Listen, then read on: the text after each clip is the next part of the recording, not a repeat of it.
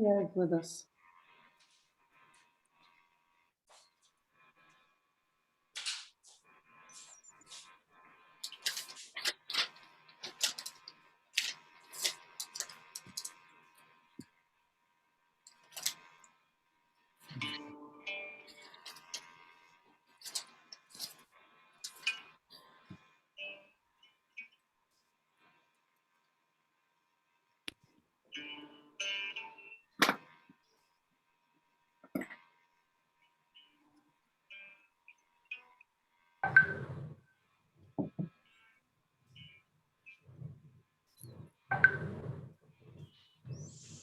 Can you hear it? Yes. Who, are you playing it, Soraya? The music, or is it Mustafa? No, maybe Martina. No, I just put it. It's not me. Oh. Soraya. Innocent. Yeah.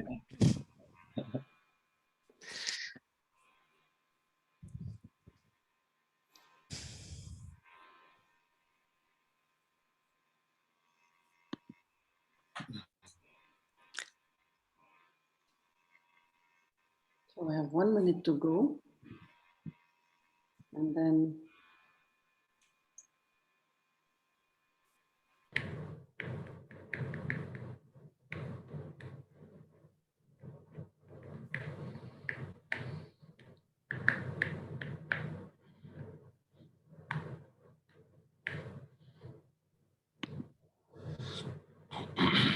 Martina, there's something weird in the screen in the middle. Oh, that's Still true. loading. I think Because that I'm sharing my screen. Sorry. Okay. Thank you.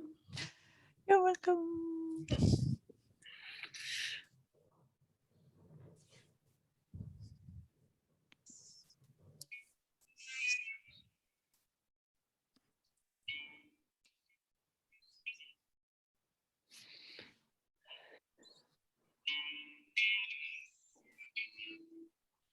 So do you want us to start now, sharp, or do you prefer to wait 3 minutes to have?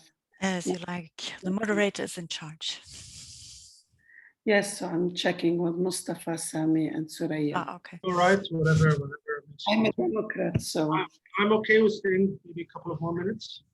Okay, we'll give it 3 more minutes. So we'll have like a dozen of people in the room, and then they'll keep joining. Sounds good. Okay.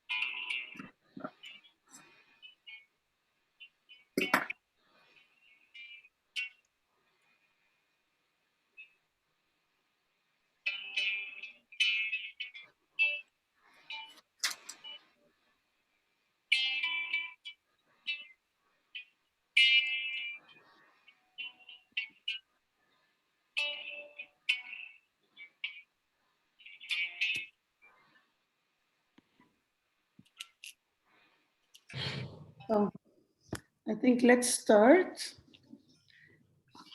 If you're all ready. So good afternoon. I'm happy to have Soraya Hosni and Mustafa Kharma and Sami Dawood with me today to discuss about the status of the creative industry and the digital transformation that is happening and affecting this industry, and mainly in Tunis and Egypt. I will start very briefly with the bios, although Sami, sorry, we were supposed to have Maya Baghdadi with us, but she had a last minute personal emergency, and Sami came to fill in, so I don't have your bio, excuse me. It's all right. It's all right. No worries at all. So Sami is from Nahdat al-Mahrousa from Cairo, and Mustafa as well. And Soraya, she's an anthropologist. She's a proud mother, so I should mention that. It's put very, clearly. And she's an entrepreneur. She's now living in Sousse in beautiful Tunisia. She has an experience in preserving culture and in Africa and the Mediterranean. She will tell us more about what she does and how things are moving in Tunisia since she joined back the country. Mustafa is from Nahdat al-Mahrousa, but he's currently in Toronto, a business development strategist. So he's working on an interesting project that he will also share with us. And we have Sami Dawood. Hi, I'm Sami Dawood. I'm filling in for Maya Baghdadi, who's the incubator director for Nahdat al-Mahrousa. She's my colleague. We work together. I am project manager responsible for the creative industry portfolio in Nahdat al-Mahrousa, mainly responsible for a program called Garage, and I'm happy to be here. We're happy to have you. So let's start by somehow not mapping, but talking about what's the situation of the digital industry in Tunis and in Cairo. We know that in so many ways, the technological revolution that has been happening for years now have helped a lot. We know that so many artists and creative people are using this, but mainly what is more common is to use the digital marketing, to use the digital tools for marketing purposes. But this also has developed through the years, and it has helped these artists to build more connectivity with the bigger world, but also this have taken them to build collaborations also sometimes across territories and countries, and even like we are now. So I'm in Beirut, someone is in Tunis, Toronto, Cairo, and we have a small little girl saying hello. So we're all joining from different places to discuss the creative industry. So the technological revolution is still booming in the MENA region. We know also that the COVID have accelerated this movement, so we will go through that as well and how things have changed. But I would like to start with Soraya. And Soraya, if you can tell us what's the status of the creative industry. We know that Tunis is known for the handcrafts, for the porcelain, and it's a very rich culture. Tell us more about this culture, about what you do with them, and also later on we'll discuss about the digital transformation and support. So, the creative scene in Tunisia is really growing, has grown since the revolution exponentially. There's a lot of people who invested in private institutions. and that opened galleries and transitioned to more permanent exhibition spaces. However, we're still a very small minority if you compare the demographics of the country and how many institutions are present or private galleries. So the role of the state in art and culture in Tunisia, especially like if we speak of museums or places of showcase of art, is mainly traditional antiquity. So, you know, Tunisia has a rich history and we have beautiful museums like the Bardo Museum or the Museum of Sousse that have beautiful artifacts from all the history of Tunisia. But we don't have a contemporary museum or a museum of modern art led by the state. We don't have institutions like that yet. So what the digital mindset and creative entrepreneurship allows is a broadcast of art, is a broadcast of opportunities for artists and for entrepreneurs. And it really creates a different dynamic in the ecosystem. But today, if we want to sell art outside of Tunisia, the legal framework doesn't allow it. We can sell art as we can't sell art. We can because the law is the same for antiquities and art. So you can't sell art outside of Tunisia. Originally, There are ways. law was put in order to avoid selling the antiquities. Yes, So which is a good law. Which is a very good law, actually. A very good law.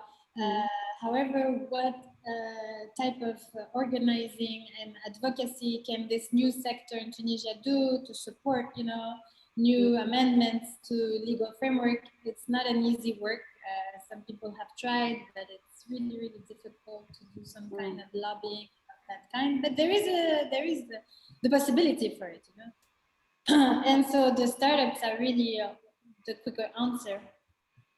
Okay. And yeah, and then there's ways, and we can talk more about it after. I can give you specific examples. So the artists now, they rely on the local market.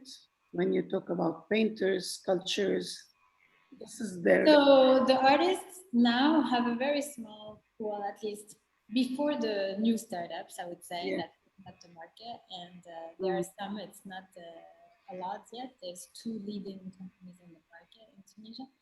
But the artists, either they have to leave Tunisia and just be artists in Paris or New York, and that's what the Tunisian artists end up doing, or they stay in Tunisia and they don't have a real market. Some other go to Dubai. Our most popular artist in Tunisia, like El Cid, for example, his studio is in Dubai. There's ways, but within Tunisia, it's really it's definitely growing, and there's ways to make it even more. So Sami, what can you tell us about Cairo? How are the artists developing their art and their market? Because we say art, we also need to talk about the markets they sell in and they access. So whether it's art for the art, as they say, or whether it's for, you know, a better living on only an artistic expression. So how are things in Cairo? We also know that Cairo is a very originally also and traditionally, like Tunis, a very artistic place, whether in jewelry or in tapestry or, you know, so people go to Egypt to buy art pieces. So what is the status now? To answer that question, I would like to take you down the road a bit further in history or recent history to put things into context. So Egypt has been, obviously, throughout its ancient history, a pioneer, one of the pioneers in terms of the handicraft sector. We have evidence of that throughout our history. And in recent years, Egypt as well was one of the pioneers in in different parts of the creative industry, even though it wasn't named creative industry back at the time, in terms of films, performing arts, music, publishing houses, museums, etc., etc. And that was due to two big factors: the involvement of the government and the involvement of the private sector. And throughout, let's say, 40s, 50s, 60s, and early 70s, we have produced many artistic pieces / performances.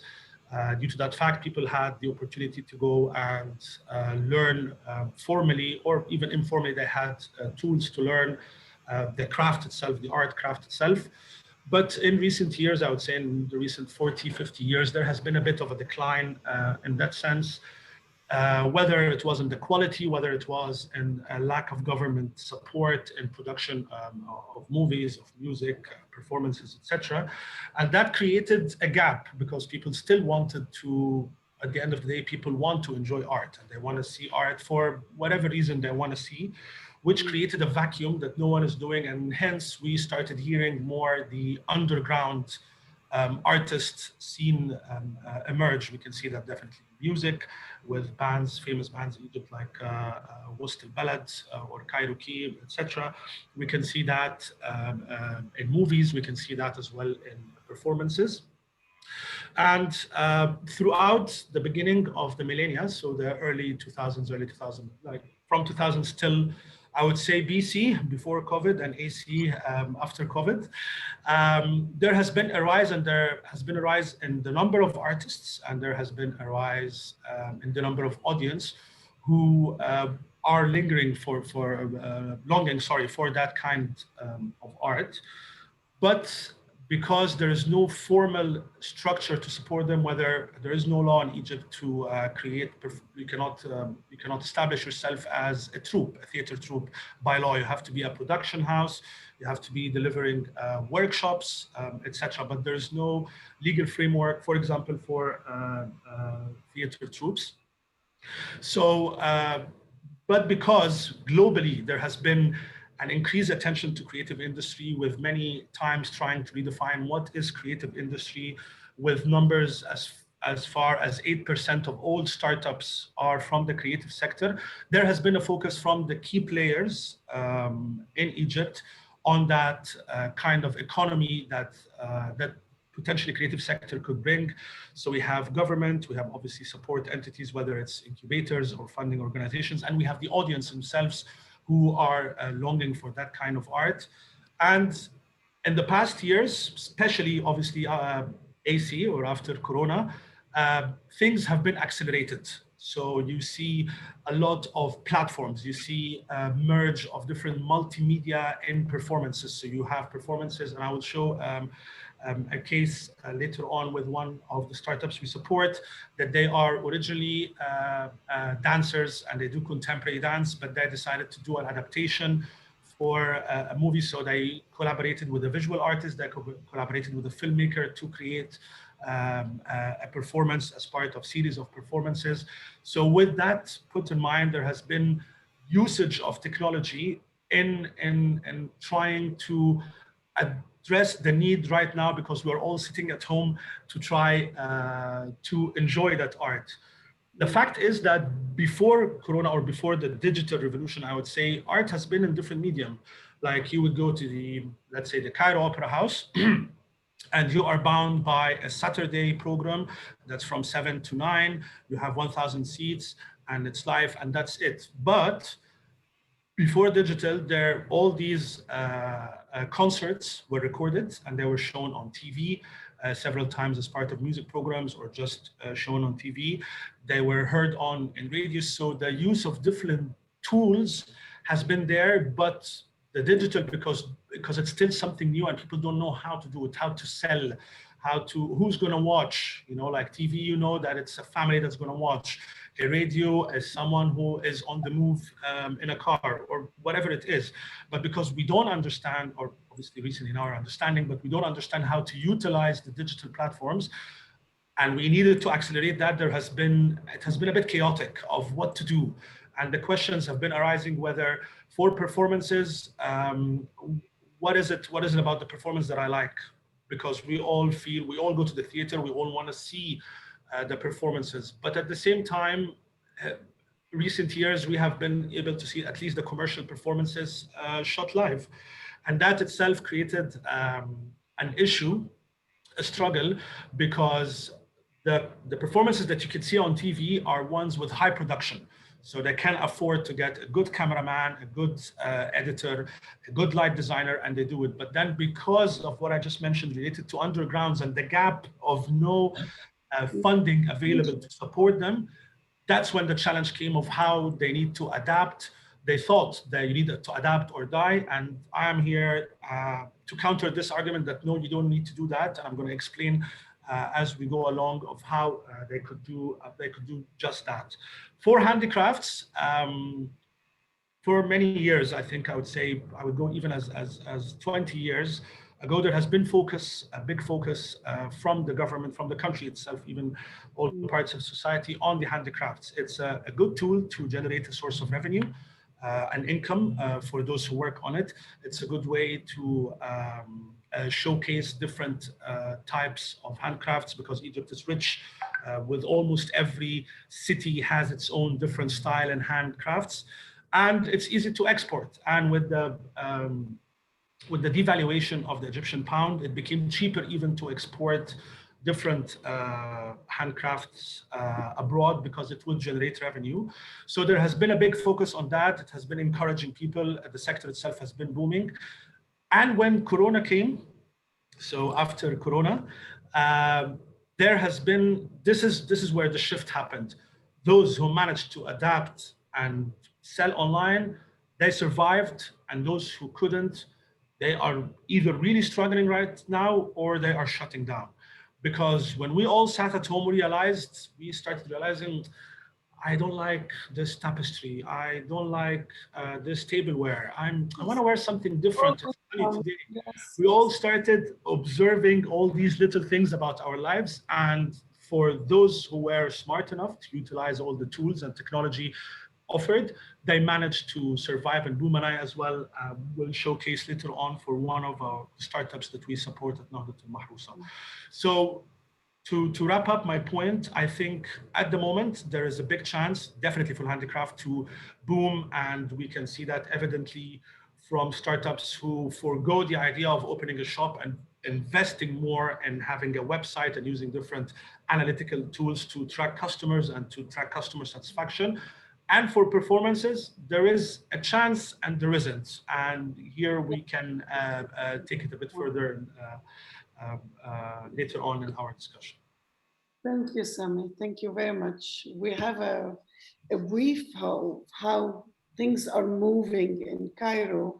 How are things moving in Tunisia, Soraya? So did you feel like before Corona BC and after Corona AC, as Sami labeled them, was there a change? Did you feel also that the digital transformation accelerated after this pandemic, or no, was it already on the run? And if you can tell us more and give us a bit of, examples on how this have served, for example, the handcraft industry and the performing arts industry in Tunis.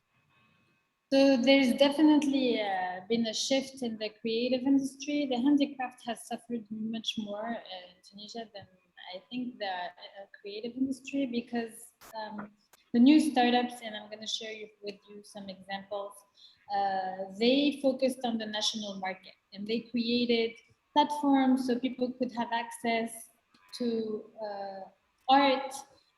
This is a platform called Archivart, for example, and you can purchase art pieces in dinar. You receive it in your house. It's certified by the company, and you can pay at the delivery of the art piece. So that made it really easy to buy art. And when people were stuck at home, they were like, well, I want to take care of my house. I want to support local artists. So there's been really a growth of interest in this industry, and the platforms launched at the same time. Those two startups launched the week of the COVID shutdown. And the first collection was actually a collection to raise funds for the hospitals. And they had so much success that they really believed in the startup, and they launched a bigger version, not the beta product. And so focusing on the local market is one option. The other option, and to go around like the regulation, is this startup, and they do prints and illustrations. So those are considered, they're art pieces, but they're considered posters by the customs. So then they can just showcase illustrations and prints from artists from all over the MENA region and Tunisia. And it's legal to do that type of trade, and it's accessible for the people, which is what the name of this startup stands for, Art Finesse. For the handicraft sector, there's been different startups as well. One of them in which I'm involved, it's called Ensija, and it's a startup that supports weavers, traditional weavers, and encompasses the sustainability and support to the craft itself, so that we preserve it and advance it. And we make the weavers collaborate with artists. So now we can sell art pieces, but made on weavings. And it's a way to bridge the past and the future, and just be more creative with the parts we have in our hands. I'm going to show you this little video of the weaving, so you can see what it looks like, and then I can share a little bit more about it.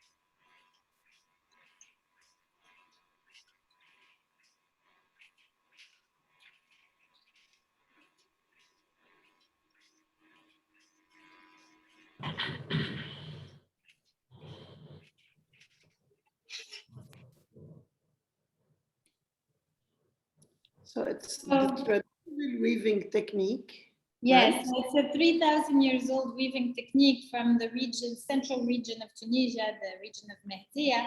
And this startup that decided to take over this specific market and this craft, because it was completely dying in the region. And we had like a decrease of 80% of the weavers in that region. Everybody is looking to go to Italy. That's the place to go escape from the villages. So the whole villages are completely empty from the men who can work. So this startup actually set up the factory in the village, and it's paying double the regular wage, literally double. And because we have direct access to export market, then we can create a completely different ecosystem. And during COVID, this model enabled us to continue the production and the exports, and nothing stopped because nobody had to come to us. We were there. Okay, and how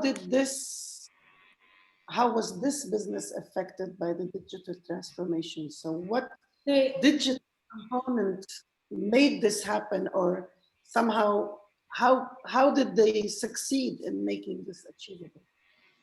So, you know, it's a combination, and that's what I like, is like the combination of our heritage and just sticking to what we know how to do, and onboarding technology that can make us look at the future and take us where the opportunities are.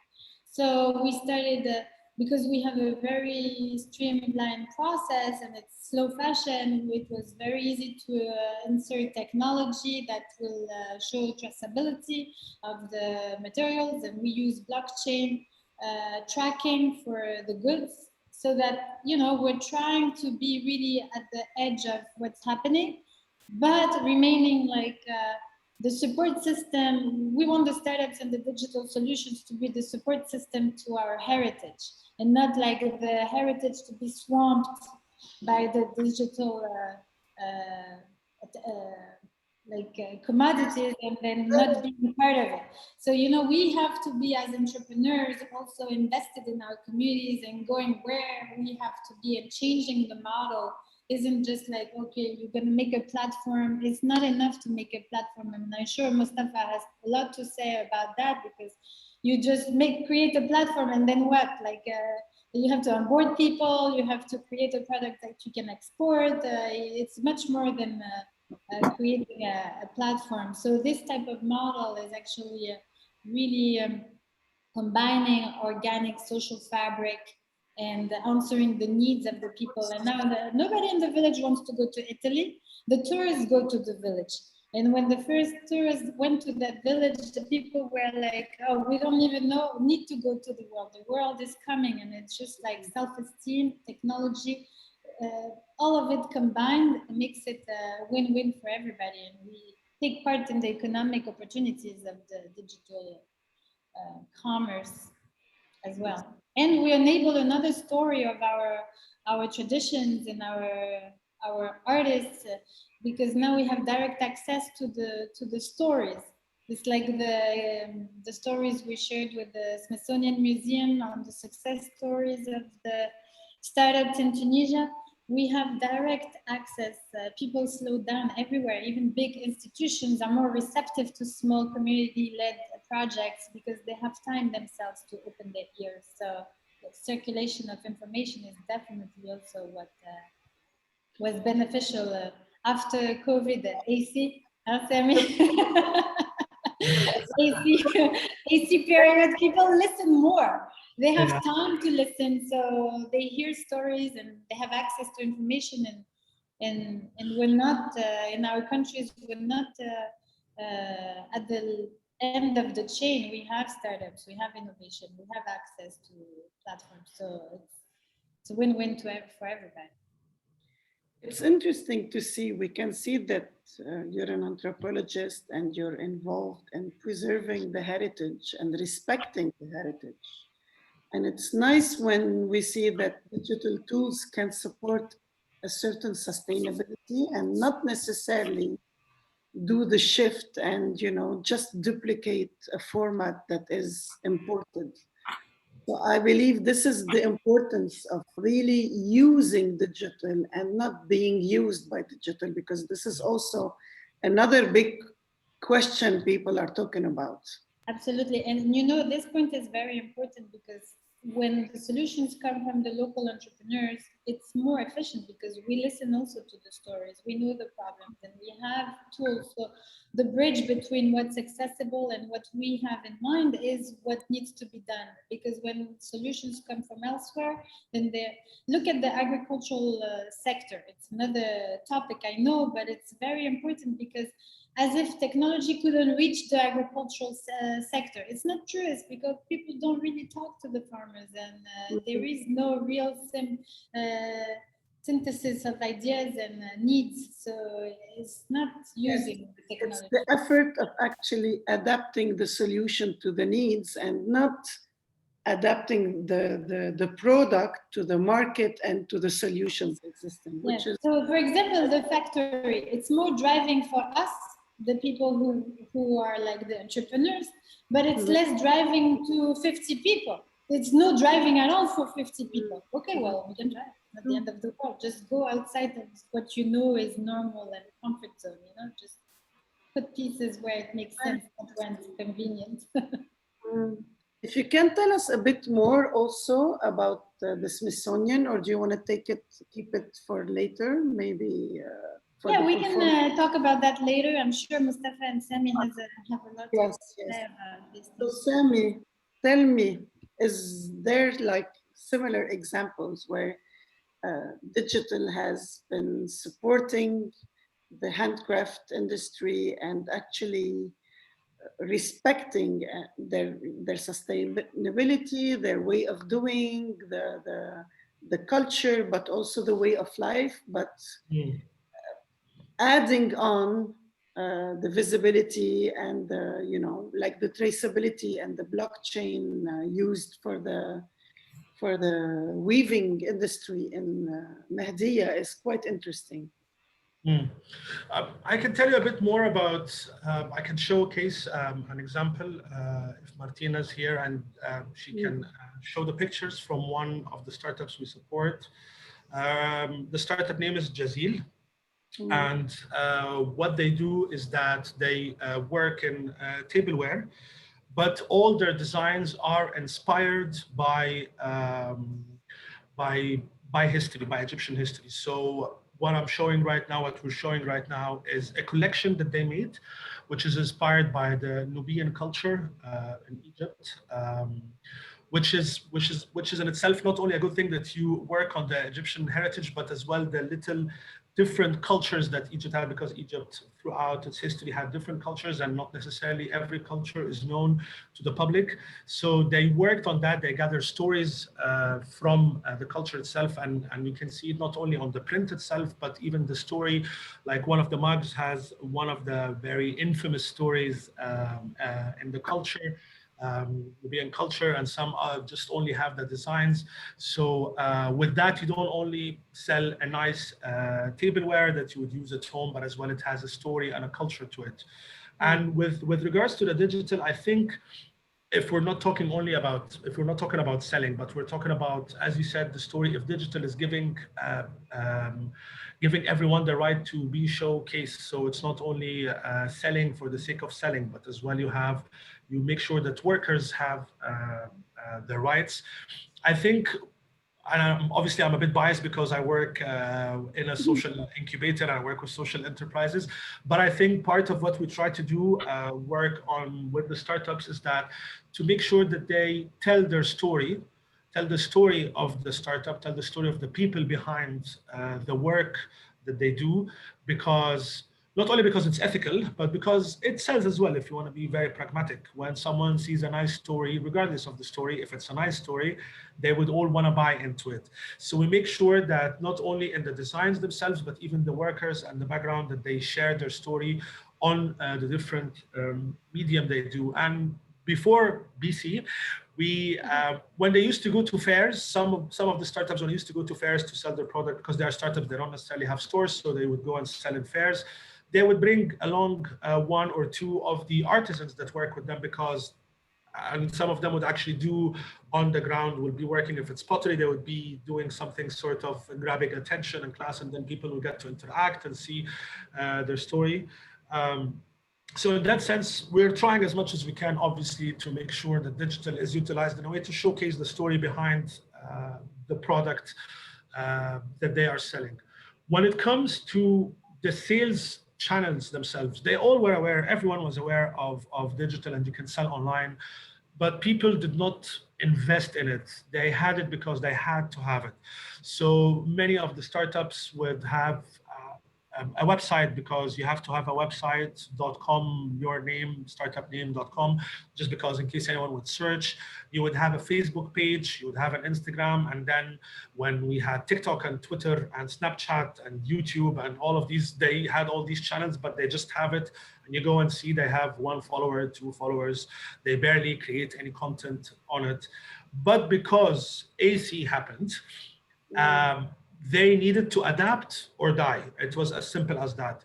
And luckily, because we are working with the startups, we were analyzing their needs and we're trying to build the capacity. And we focused in the first couple of months of Corona, working with them on their digital appearance. So working with them and on all the platforms, how to work on it, what investments you need to have, because it's not just having a cool website. You have to have, or whatever medium, you have to have the medium, you have to have the content, you have to have the back end ready for the support. You need to have your supply chain ready, you need to have your delivery process ready, payment ready, and I think Mustafa is going to talk a bit more about the payment and analytics. So the case of Jazil that we showcase right now, one of the startups that we worked with, they created a website. They managed to sell online. They managed to have deals with a delivery company. They managed to work on their supply chain. They managed to work on their CRM system, so customer relationship management. So they understand who their customers are. They can track them. They can check their satisfaction rate. They can lodge complaints. They can showcase positive feedback, etc., etc. And with that investment, that in mind, same for other startups, they forewent the idea of we have to have a store to sell. Obviously, having a physical store is good. Obviously, if you are in the right spot with the right clientele, it will always be good. This is the way we are as human beings. We love to walk around. We love to explore things. We're not built for that. But with that in mind, this is still a big opportunity to work on.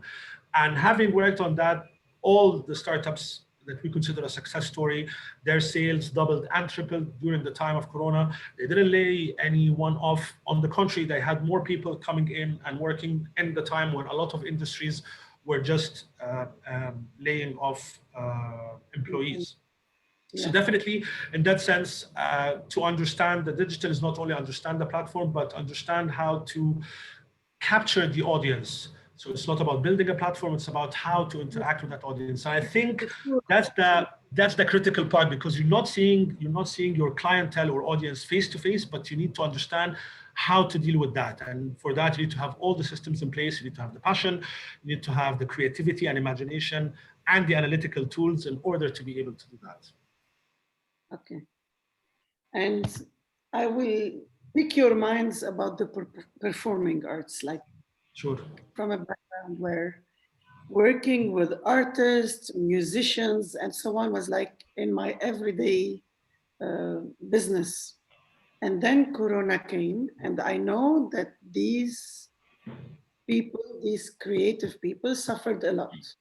I know for a fact, for example, that even the Opera of Paris, they kept rehearsing, but they decided to do like one live performance per month.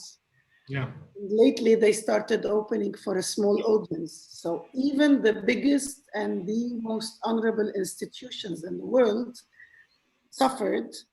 And yes, digital was partly a solution for them, like for the example of the Opera of Paris. But this isn't sustainable on a long time, on a long term, on a long run. So how, in your opinion, in your experience, can the digital revolution support and help the performing arts? So having live concerts online, yes. Using the platforms, maybe. But how did you go by this? So how did you get over this crisis for the live performances? Let me start by answering, we did not get over it. I don't think we're going to get over it. However, having said that, luckily, concert houses like Berlin Philharmonic or Paris Opera House, the model itself is not built for profit. All these models are built for non-profit. So even if you have a full house and you have the most expensive ticket and the cheapest ticket and you combine them all together, it's still not going to cover for that performance. And that's part of how all the fine arts are being supported by governments and private institutions, because that's the role of that. So luckily, at least they don't have to work on the model where you survive or die. So that's luckily for us, at least. As for these, for big houses, for big production houses, they kind of had a shift easily, because now you have platforms like Netflix, you have HBO Plus, you have Prime. They all started producing movies.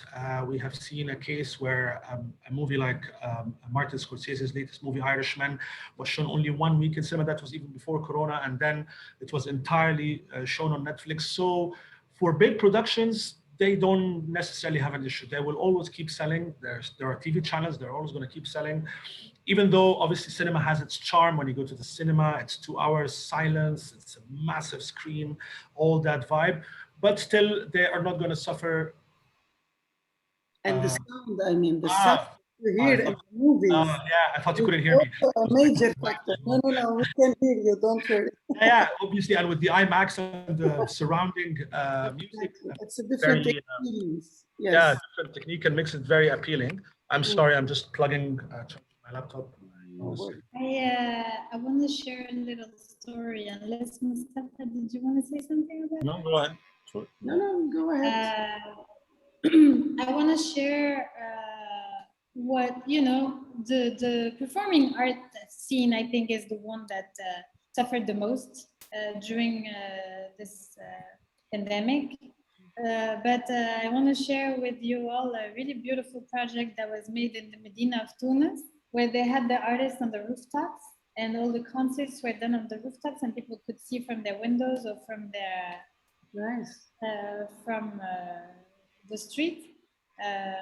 So there was a really nice initiative, and obviously, otherwise, all the artists and the performing arts completely shut down, and unless except cinema, like Sammy shared, the production never didn't stop at all, and it grew. But dancers and musicians, Yeah. Yeah, this is still a big question because although digital solves a lot of problems, but we have to admit this Yeah. is not nearly. Um, I cannot foresee a solution. Like we've seen platforms for events booking and like yes, exactly. the logistical part, but not Yeah. actually for the actual performance. Although we've all been viewing operas online and so on, but So VR is another alternative. There's been a lot of projects also in VR and performances. There was a beautiful VR film filmed in Tunisia called Zikr that follows a Sufi band, drummers, and it's really an immersive experience that takes you inside the band and makes you feel the drum and makes you dance with it and makes you really perform on a way that elevates the experience. So I think VR is a trajectory to include the experience part. And like I said, I think it was showcased at Sundance Festival. It was a really beautiful film made by the John Hopkins Digital Media Lab. Wow. nice. That's a really good example that I've seen and witnessed. If you can put the name in the chat, or so if you have a link, Suraya, so we can join it later and watch. And I'll check the VR of my kids. I hope it will work. I have a little story as well on that. Something I've seen recently. Some of you know I'm dialing in from Toronto, and winter was pretty intense. Someone very close to me is involved in a performance theater company, and I saw in winter they went and performed outside live, and then they got a streaming company to, like, with different cameras to capture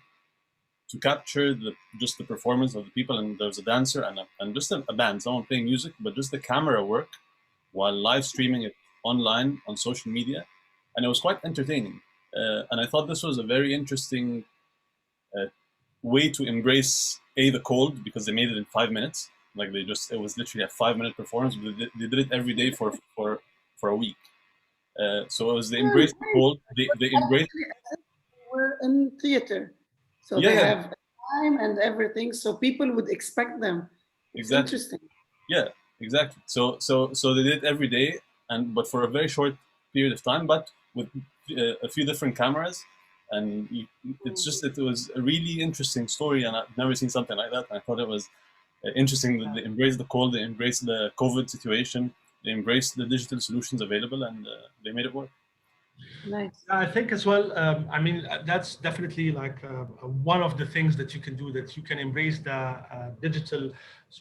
you can embrace digital solution, that kind of performances, and you have the cameras and stream it online. But coming from Cairo, I mean, obviously we have some cases where people manage to do that, but then if we're talking about Egypt, Egypt is not just Cairo. And even for Karens, they might have a bit of access to technology, but once you go literally 50 kilometers away from Greater Cairo, the scene changes in all directions. And with that, what we tried to think at the beginning, obviously we're trying to push startups and many people, not only us as Not Mahrousa, to use online, make an online performance. And then obviously after, because we're all in a state of chaos, what to do, we need to survive, we need to do this and that. when things started settling down and things started opening up with precautions, we started to reflect more on what needs to be done or how they can work it. There's obviously no right answer. There's no magical formula where if you do it, you're going to survive. But there are examples that I would like to share with you. Like one of the examples, obviously, that we worked with, for those who can afford it, they can have their performance online. So if they can have it live or they have it recorded. And we have one of the bands that we support. It's called Bahgaga. What they did is that they rented a space. They had all the musicians and singers. They got good quality microphones and camera, and they performed live on YouTube at the concert. It was a success. It had, I think, around 15,000 views. And that was good because then you're not generating revenue per se, obviously, but you are reminding your audience, you're reminding your fans that I'm still here. Don't forget me because I'm not performing physically anymore. So that was one of the solutions that you could do. Not necessarily would generate revenue, but that could do it. Bigger bands have a higher chance because they can get corporate sponsorship. So we have bands that would have a fizzy drink sponsor where they will pay for everything to have it to the fans for free. But if we're talking more about the startups and the people who are in the artistic scene that are struggling, this was one of the solutions that they can do, not financially speaking. Other thing is a bit of shift in the way you create your art. So we had some cases where we told our startups, you know what, let's try something different. Let's put on the side big productions where you have, and by big I mean many number of people, and that requires a bit of money for accessories and the art design and all that stuff, and try to create, whether you write them or have an adaptation of plays where it's a monodrama or a duet. So you have one person or two persons, of having work more on site-specific plays. So you can capitalize on the fact that you are open air and you are site-specific, which is related to your performance. And to that end, I would like to show, if it's possible, Martina, one of the performances that one of our incubated startups called Breaking Walls did. What they did is that they had a flash performance. So all of a sudden people are sitting in a local cafe in Cairo, and they did performance live with them, interactive live performance. So it helped a bit that they don't have to do it on a stage in a closed area where there are fears of infection, but it was more open air, site specific, related to what they're trying to produce. So if we can, it's like a 1 minute video, 1.5 minutes. Shall I start? Yes, please. لو سمحت كنت عايز اسالك على حاجه بس معلش انا اسف جدا انا حضرتك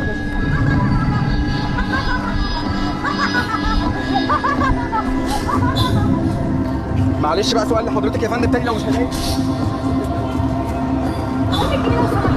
انا محتاجه ولاعه ضروري جدا معاكي ولاعه لو سمحت ممكن تولع لي لازم حاجه تحطيها على راسك علشان تغطي شعرك ممكن تغطي شعرك بقى ممكن تغطي شعرك اديني يا رب اديني بس يا رب يا رب خليكي العينه الصغيره اديني بس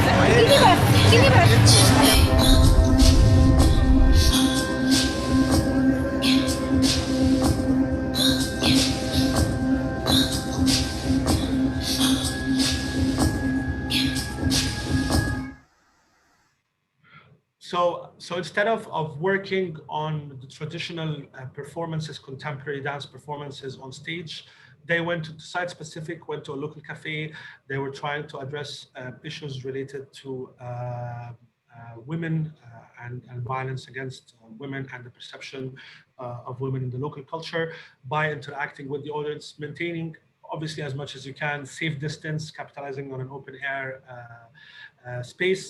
So that's one of the tools we tried to work with the startups to try to find alternative artistic means to express your vision as an artist rather than traditional one that you have to be X number of people on a stage, which obviously I'm not denying it. This has to be still there for eternity. This is the way theater is for the past 2,500 years, but we can work on different ways to do things. We have more examples on, as I mentioned at the beginning, of working different artists collaborating together, visual artists, dance performances, videography, and they all created a movie. So you can have different disciplines from art working together, collaboration. One medium that's being explored at the moment, and we can see a rise in Egypt, is the podcasts. So the podcast industry globally obviously is on the rise and has been for many years, but in the region and particularly Egypt in the past 2 years, we have seen many startups working on audio content. And that could bring back memories of our childhood and our parents' childhood, where we used to listen to the radio to plays and movies, and there were productions of them, and there were nice productions, and people would actually sit down at 6 p.m. when they're showing this particular play. That could be a medium that could be explored as well. We are inviting our artists to explore as well, to have audio content that could be relevant. The whole issue with that, I think, not only that you capitalize on the digital performance, is the generating revenue part of it. For startups, it's already, for young startups, and let alone Cairo, even outside of Cairo, it has been and will always be, to an extent, an issue to generate enough sustainable revenue to do things, because there are things that you can move online. Like if you're delivering a workshop and acting, you cannot do online. We cannot act online unless there is a performance online. But generally, to learn the craft, you have to be physically present. People have to touch each other. They have to look at each other. They have to share emotions face to face. And that was the source of income for them. And that was a source of sustainability. Because of Corona, many people, thankfully from our startups, no one had to shut down, but they had to reduce the number of attendees. They had to use bigger spaces, and etc. And that would be always a challenge, to find the sustainable solutions for them. So what we're trying to do as much as we can is try to find a sweet spot between not compromising on your health, but still generating revenue, and exploring different avenues. So we don't want performers to move everything online, because that's not how it is. That will never be. But to find different tools, to find different artistic forms of expression, have inter-artistic disciplinary work together, while still maintaining the sweet spot of being interactive and healthy, and generating enough revenue to survive. Eva, you're on mute. Eva. Thank you. I usually do that. Yeah. So, and I was saying, like, I like the hybrid approach also that Soraya mentioned, the VR, which is somehow, this is what's missing when you're watching a performance that you're used to watch live. I'm not talking about the podcast, because personally, I love the podcast, and it's true that it reminds me of the radio time. And it's true that sometimes listening to a theater is even more interesting than seeing it, because you're actually focusing on everything and you imagine. And I really grew up listening to things that Ziad Rahbani, for example, did. And it was like very rare to see them, because he didn't also film them, although he could film them. So it preserved a kind of mystery, and listening to this performance, it somehow moved different senses in you, not like the usual performances, but using the VR could also be a different. You know, the clip is very small. Can I play it? It's very short. Go ahead, go ahead. And then we have to move to Mustafa, because I think he will shut down and leave. I'm still starting the day, so.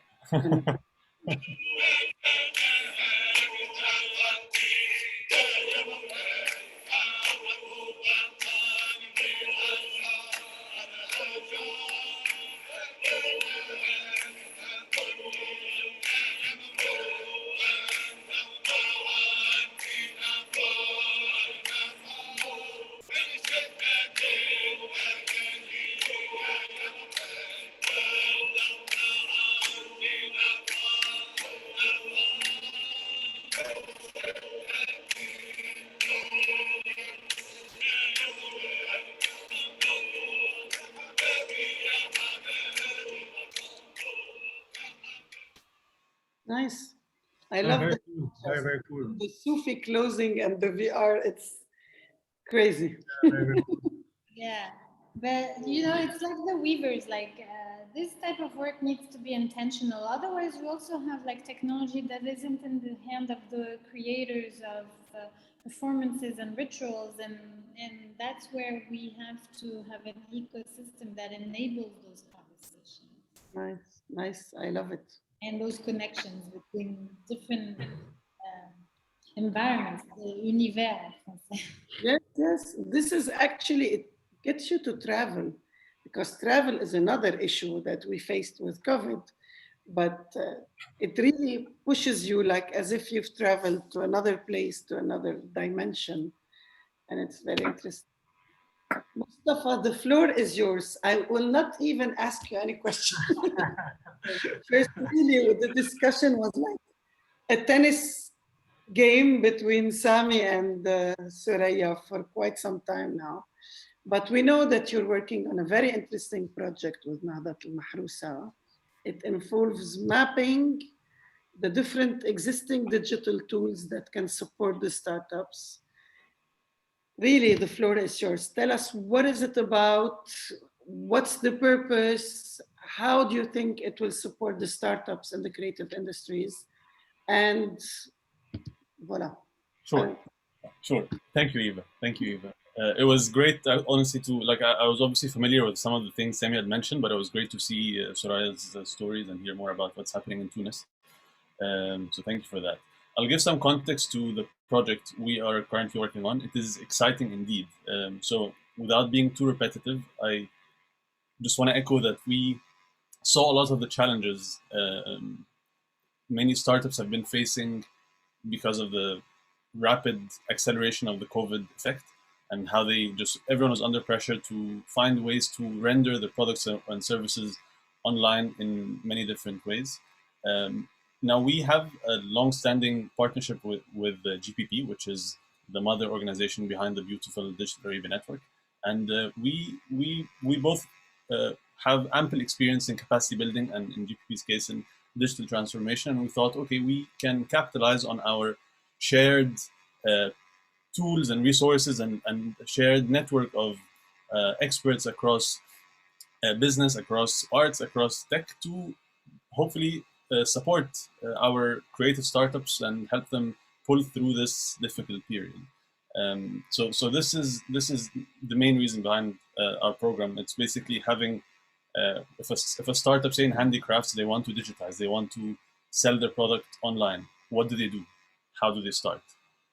Do they get an online store? For how do they do it? This is what our program is trying to respond to. Now, our program is divided into three main phases. The first phase is understanding the current environment very well, and this involves a lot of research, obviously.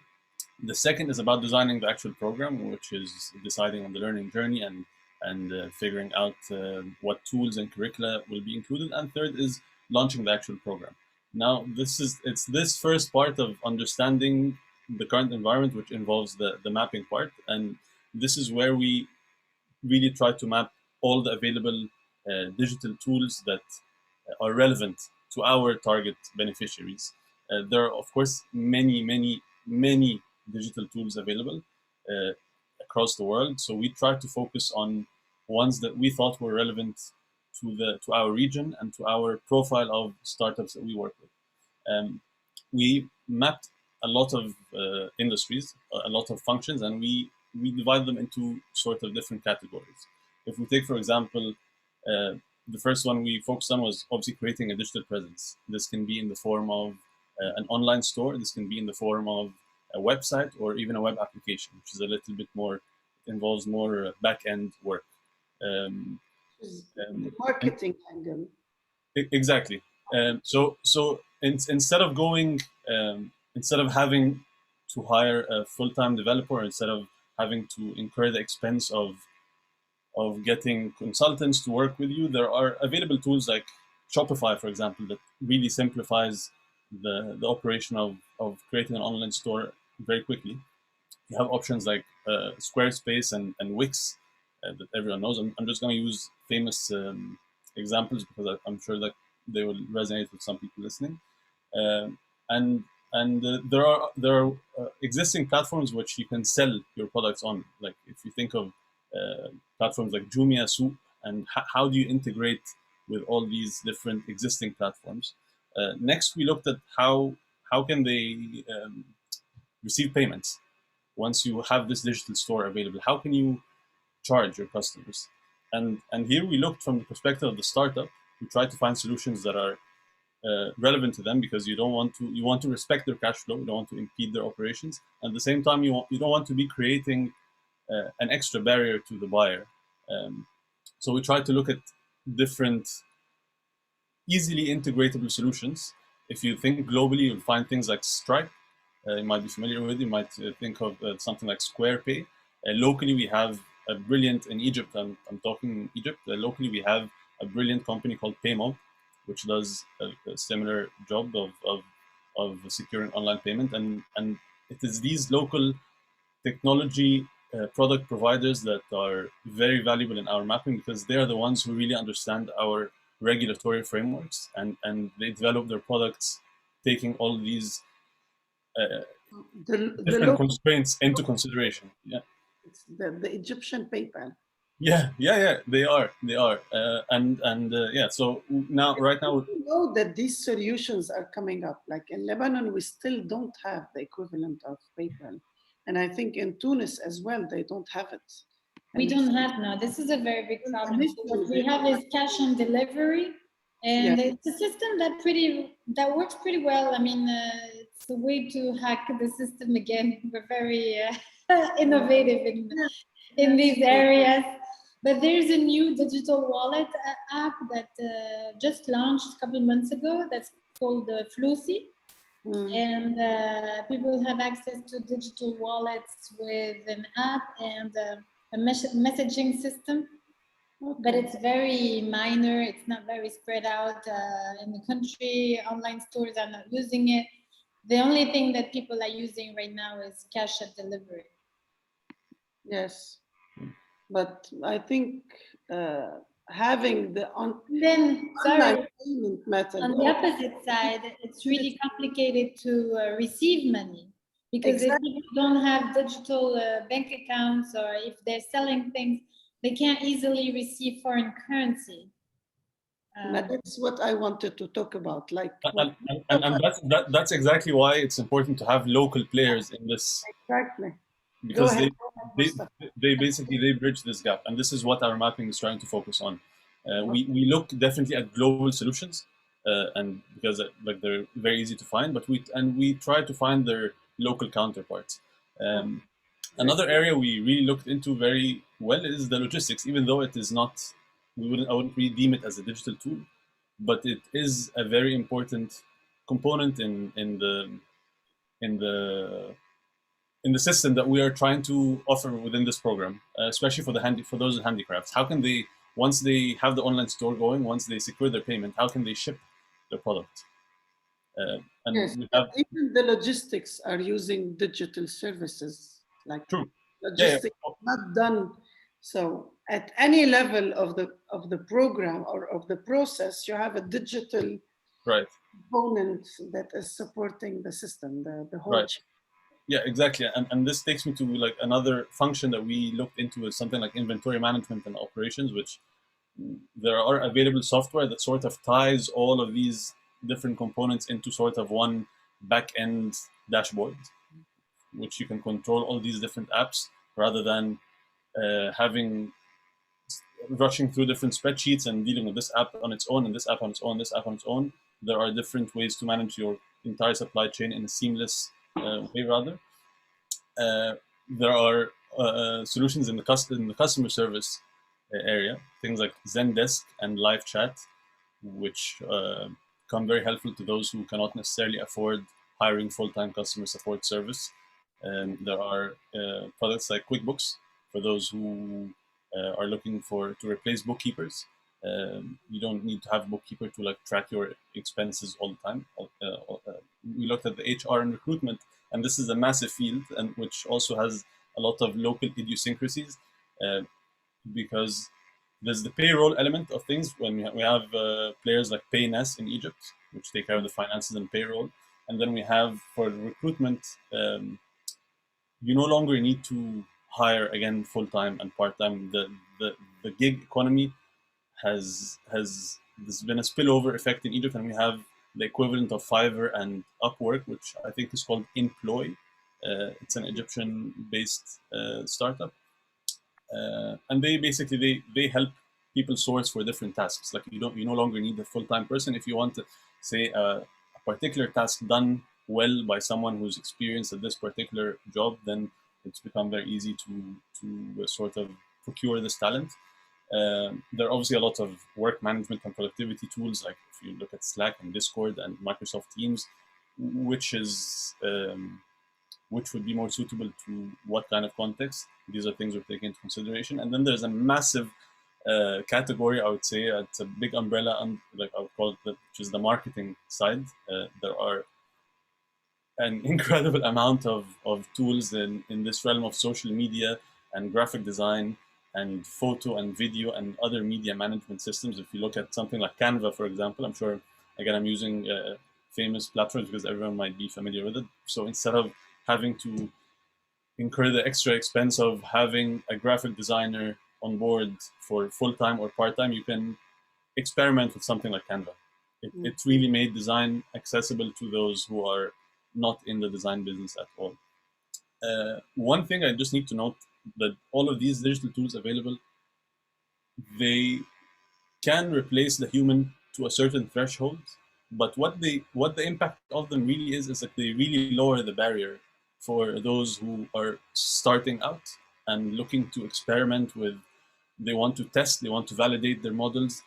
There's a platform now that is powered by Wix. Wix is the website, like Squarespace kind of thing. It's called Velo, I think, and they they would help you make a web app. And a web application is much more sophisticated than a website. Like you need this back end, there's functionality, there's function, there's you have a database and user system, and it's much more complex than a website. So there really is room to. They made the sandbox for startups much larger than it previously was, and why this is important is because aggregating all these tools, we're really trying to sort them by relevance to the profiles we work with, and we're trying to sort them by how accessible they are, especially to our region, because as you know, some are global and some international frameworks just do not apply to our region. We're trying to focus on local technology providers, like I said, and this is a way for us to also identify some gaps in the market. Like right now, for example, Soraya mentioned that there something like Paymob doesn't exist in Tunis. We're finding a lot of different gaps in the market just by doing this exercise. And of course, as Nadat Mahrousa, we have other programs that support different industries, and there will be a big spillover effect from that. So, and because many of these digital tools are available not just to creative industries but to other industries as well. Not only for the startups in the creative industry, these are applicable to all startups actually. Yeah, exactly. A major work to be done. Yeah. Like you've created your own. I've learned recently that Amazon, since they have the biggest cloud in the world, they created business services. The Amazon, I think, business services or so. So somehow you're creating the local basket of business services that can serve the creative industry and other startups. So well done. Yeah, so this is basically it. Like, and we're currently in the process of, we're talking to different startups. We're trying really to understand their challenges. We're talking with who we call enablers, like different platforms or consultants who work with startups on offering their products or services online. And it's a very exciting field, like you said, and we're inviting anyone in this field really to get in touch with us if whether it's enabler or startup or even other organizations who are working toward the same goal to explore what we can do together. Question in the chat, so it's not related to the creative industry, but maybe you can answer him, Mustafa.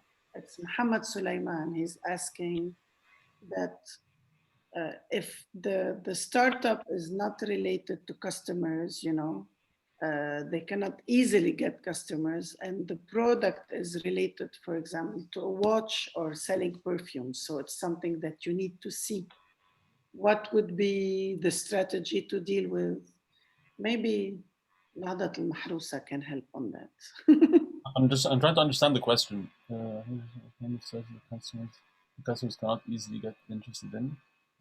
Well, what do you mean by startups that customers cannot easily get interested in? Because it's not like the creative art, the creative industry, like you can see the products, you can see the handcrafts, you can see, he's talking mainly about, let's say, watches or perfumes, like you need to try a perfume before buying it. So it's not something that you can easily sell online. I believe this is what he means. Yeah. I can interject if I may. I mean, Mustafa. Yes, go ahead. Although it's not within, but we're here to because this is actually this is a very interesting question. We were ourselves, our team was debating that kind of question, because there is the appeal to, obviously, when you go to a shop and you try something on, you don't like it, you change it again until you find the right fit. Now you're home, all what you have is a picture, and most of us have experienced that. We order something that we like online, and then when it comes, we try it on, whatever it is, and then we don't like it. And I think there are several factors here. So there is the factor of the digital appearance of the product itself. So many companies have tried that on. So you can have the mannequin or the photo model, they have it, and then you click the colors and you see how it is. Some companies have adopted different people sizes, so it's not only like the slim thin size, so you can actually try on, okay, this if I'm a bit bulky, if I'm a bit overweight, if I'm too thin, if I'm whatever it is, then it could fit me. So with the digital tools, you can actually try to gain the appeal of that, as well as incorporating another way of doing it. People incorporate feedback. So when you have the feedback and the scoring system and the starring system, so instead of trying to buy the perfume, see what other people are saying. Some people say, oh, it's fantastic. Oh no, the bottle came broken. It's different to what they say. They say it's a fruity smell, but it's a different earthy smell, whatever it is. So the more you employ different digital tools, like in terms of the design itself, incorporating CRM, so incorporating customer support, then it makes people more comfortable.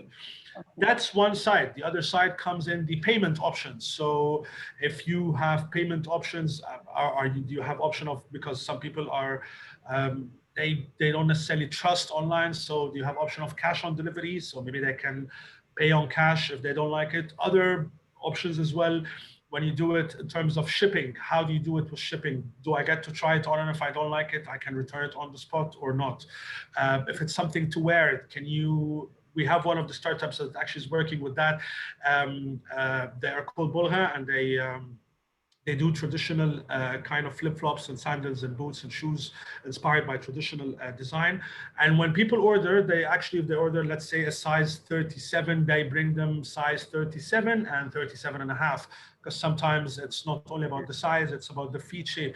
So there are many ways to do it. I think if I'm answering the question, prior to actually getting it, to provide that experience to the customer, to make them feel comfortable, make sure that they understand every aspect of it, be transparent in terms of payment, of returning process, shipping process, etc., and offer them over and above in the packaging of the product itself when they receive it at the door, to give them some sort of an experience that they are not used to, like a gift, or you can try this and that, or you can return it on the spot, or if you pay online, the payment would be... Maybe they can sample the perfume while selling the babouche. Sample maybe as well. You have the perfume that you bought, and then you have different samples.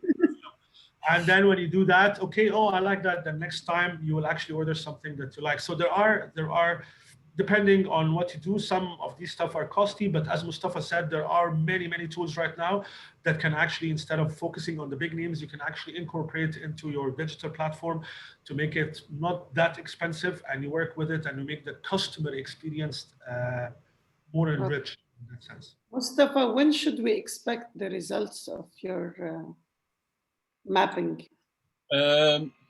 We're shooting for end of summer. Okay. Yeah. And what do you expect after that? So once you have like this package of services, Yeah. The next step is surely having consultants supporting the startups and Yeah. So how to choose the proper, because I think with digital, there's something that it's in Arabic we say al-haya. It's people still are reluctant because they need to take time to discover and they need to know what each tool will serve them for. And this is time consuming. For me, for example, choosing between Slack or another application was really difficult because I didn't know if Slack will answer what I need or the other one. And now I downloaded Discord and I will try it. And it's sometimes you feel like these tools are supposed to help you, but they're a burden.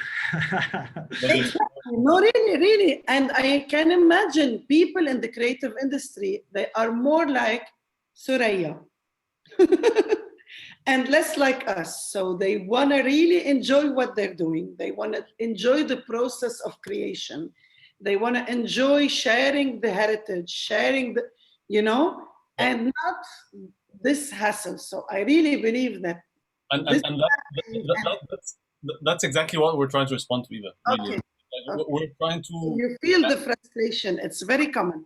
Exactly. We're trying to do the work to alleviate this burden from those we support, because we understand the analysis paralysis someone can get in, and we understand that not everyone might know which is best for them, and that's why we have to try 2 or 3 options before settling for one service is not easy. Is not, and it is time consuming, and it's not interesting. Yeah, I can say so. Yeah. That's why we. Different tools for different purposes and for different audiences. Like when I work with my global team, we have to use Slack because it's the best communication channel. We use all the online tools that are available for us that Mustafa listed. And but for our community, we actually develop our own technology, and we use what's really designed for them to make it easier, not what we think it will make it easier. Okay.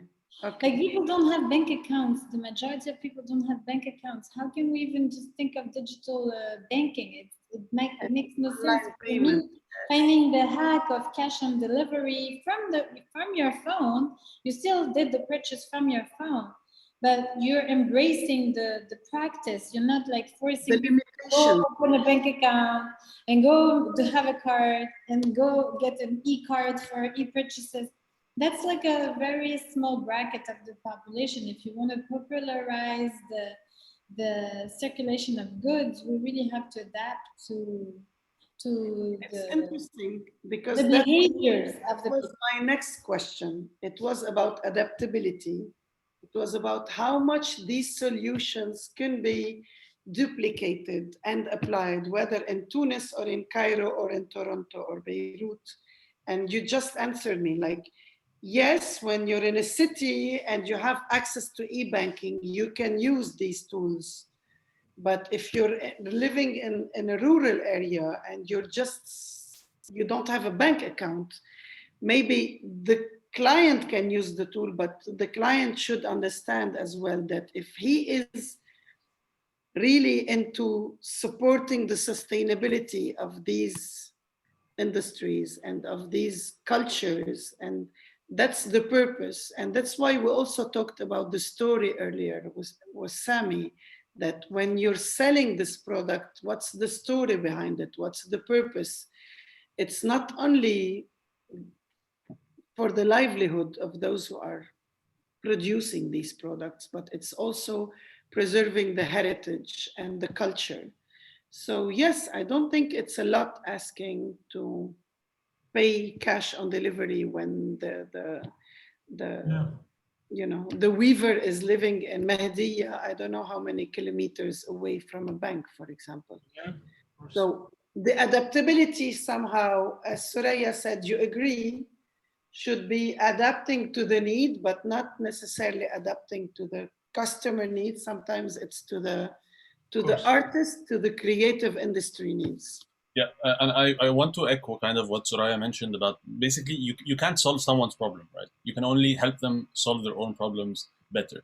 And what we're trying to do is we have brilliant people on the ground like Sami who really understand the internal systems of each startup we work with, and we try and take this system and see what available tools can make their lives easier rather than force new technology for them. It was like, no, you have to do it that way. No, we're trying to sort of replace and ease. This is the overarching approach by which we are taking on this project, really. On that note, an example is, for example, communication between the customer service. Like everybody uses Messenger.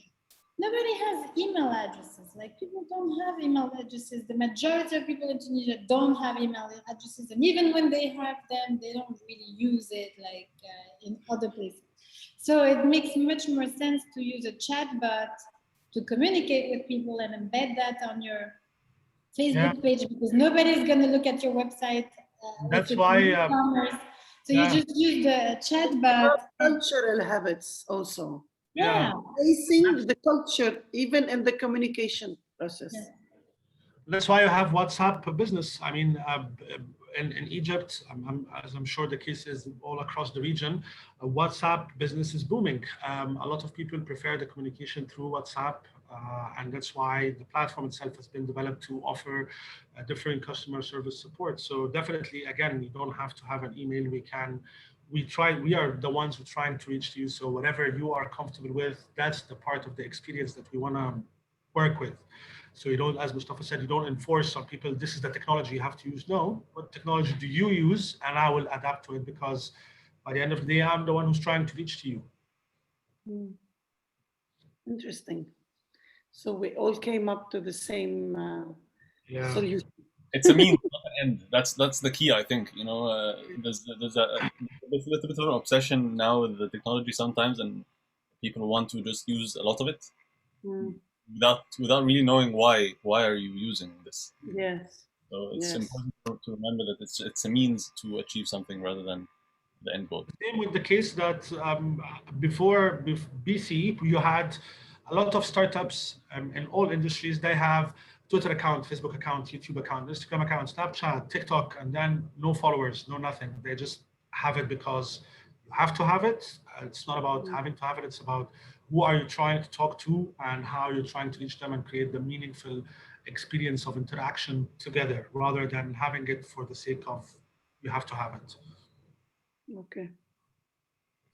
So any final words from any of you other than what we wrapped on? Maybe there's someone asking a question. Wait.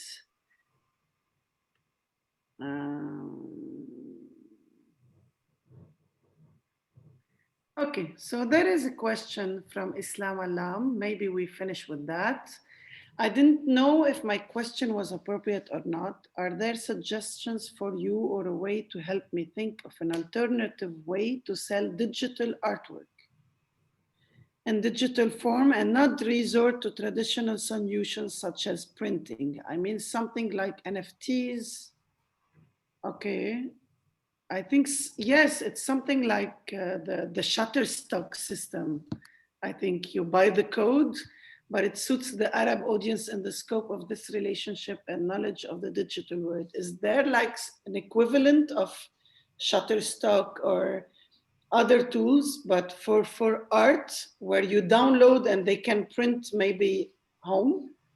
So NFTs is a very new thing in the art market in general. Like it's just recently that there's been a couple of transactions in the NFT exchange, and I think it's a very interesting conversation to have, and that's already happening in Tunisia. There's people who are having those debates, conversing with the artists and with the art dealers and seeing how we can convert an art piece into NFTs. I am not aware of any like local solution. I think what's already available on the blockchain is what's being used currently. There are some project again, like Indigo. I'm going to send you a link, but I think it's a very interesting direction. And I think I mentioned to you, Eva, when we were talking about the VR experience of the artist that actually created a whole universe with her art, and I'll share that link as well. And it's all available as a digital art piece. It only exists in the digital world, and you can only experience it by putting a VR set.